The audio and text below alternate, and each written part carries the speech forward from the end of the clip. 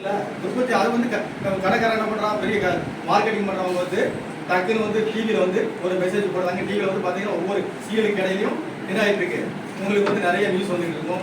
அந்த கம்பெனியை பத்தியான உங்களுக்கு அவேர்னஸ் ஒரு கிடைக்கும். அது மூலமா நம்ம வந்து என்ன பண்ணிருந்தாங்கன்னா அந்த கம்பெனிக்காரங்க அவங்க பொருளை வச்சிருந்தாங்க. நமக்கு அப்படியான ஒரு இதுவே கிடையாது, அப்படித்தானே? நமக்கு வந்து அப்படி ஒரு வாய்ப்பு இல்லாதனால நமக்கு அதுக்கும் வந்துட்டு ஒரு இதுல வந்து ஒரு வாய்ப்பு வசதியை உருவாக்கி அதுக்கு நிதி கொடுத்துருக்காங்க. அதுல 1 or 2 இயர்ஸ்க்குள்ள வந்து நமக்கு வந்து அந்த வாய்ப்பு உருவாக்கி நீங்களும் அது உள்ள ஜாயின் பண்ற மாதிரி வந்துடும். இப்போ வந்து இதுல பேஸ் 3ல வந்து இல்லையா, பேஸ் 3னா ஏற்கனவே பேஸ் 1ல 26 உழவு உற்பத்தி நிறுவனம், பேஸ் 2 வந்து 24 ஆரம்பிச்சாச்சு. அதுக்கெல்லாம் நாங்கள் வந்து எல்லா நிதி உதவியும் கொடுத்துருக்கோம். அதாவது வந்து ஸ்டார்ட் அப் பிளான் கொடுத்தாச்சு, அதுக்கடுத்து ப்ரொடக்டிவ் இன்வெஸ்ட்மெண்ட் உற்பத்தி பிள்ளைகளும் கொடுத்தாச்சு.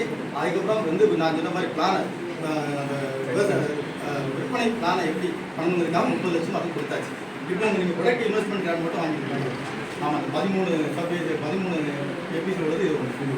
அதனால் வந்து இப்போ நீங்கள் என்ன பண்ணிருக்கீங்கன்னா ப்ரொடக்ஷன் பண்ணுறதுல வந்து இப்போ அது உங்களுக்கு ஆக்சுவலாக க்ளீன் பண்ணுறதுக்கு, கிரேட் பண்ணுறதுக்கு, அதுக்கப்புறம் வந்து ஒரு இடத்துல வந்து சேமிக்கிறதுக்கு, அதுக்கப்புறம் வந்து உங்களுக்கு வாங்கி அந்த ஃபார்மர் காமன் சர்வீஸ் சென்டர் இதெல்லாம் பண்ணியிருக்கீங்க. பிளான் இருக்குல்ல, அதாவது வந்து எரிபொருட்களை வாங்குறதுக்கான கடையை திறக்கிறதுக்கான இதெல்லாம் நீங்கள் பண்ணிட்டு இருக்கீங்க. ஸோ இப்போ என்னன்னு கேட்டீங்கன்னா, இப்போ அடுத்த வரக்கூடிய 18ஆம் தேதி என்ன பண்ணுறாங்கன்னா உலக வங்கியிலிருந்து ஒரு டீம் வந்து பார்க்க வராங்க. அதுக்கான ஒரு முன்னோடியாக தான் நாங்கள் வந்து ஒரு பிலிமினரி விசிட். அதுக்கு முன்னாடி எப்படி இருக்குது, நமக்கு உடைய தேவைகள் என்ன, இது எந்த அளவுக்கு நம்ம வந்து இது வரைக்கும் நம்ம விற்பனை நம்ம அக்ரிகேஷன், அதாவது விளைபொருட்களை நம்ம வந்து எவ்வளோ சேமித்து நம்ம வெளியே விற்றுக்கிறோம், அதனால விவசாயம் என்ன லாபம் அடைஞ்சிருக்காங்க அப்படிங்கிறத தெரிஞ்சுக்கிறத தான் வந்துருக்கோம். அதனால இதை வச்சு நம்ம என்ன பண்ணலாம்னா அடுத்து நம்ம என்ன தேவைங்கிறது நாங்கள் வந்து முதல் நாள், அதாவது வந்து மொத்தம் 5 நாள் ஒரு விசிட்டுக்கு வருவாங்க.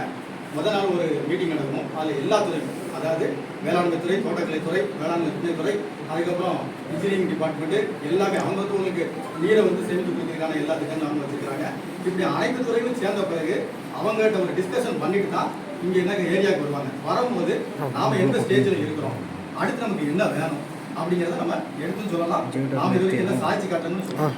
அதுக்காக தான் நாங்கள் வந்து என்ன பண்ணியிருக்கோம்னா, இப்போ வந்து பக்கத்தில் வந்து தமிழ்நாடு வேளாண்மை பல்கலைக்கழகத்துடைய பேராசிரியர் வந்திருக்கிறாங்க.